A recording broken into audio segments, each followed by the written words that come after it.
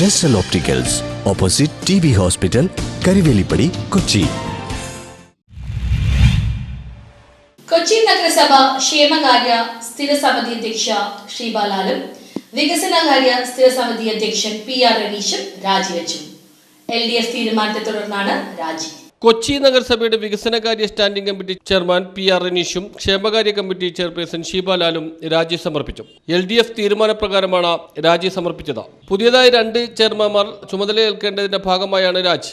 PR റനീഷും ഷീബാലാലും സ്തുത്യർഹമായ സേവനമാണ് കൊച്ചി നഗരസഭയ്ക്ക് നൽകിയതെന്ന് മേയർ M. അനിൽകുമാർ ഫേസ്ബുക്ക് പോസ്റ്റിൽ വ്യക്തമാക്കി. LDF മുൻ തീരുമാനപ്രകാരം 2.5 വർഷം കഴിഞ്ഞാൽ വികസനകാര്യ വകുപ്പ് CPIക്ക് കൈമാറ്റം ചെയ്യാമെന്നൊരു ധാരണയുണ്ടായതായാണ് പറയുന്നത്. 4.25 വർഷമായിട്ടും ഇത് നൽകുവാൻ കഴിഞ്ഞിരുന്നില്ല. PR റനീഷ് രാജിവെച്ച ഒഴിവിലേക്ക് CPIയുടെ CI ഷക്കീർ വരുമെന്നാണ് പറയുന്നത്.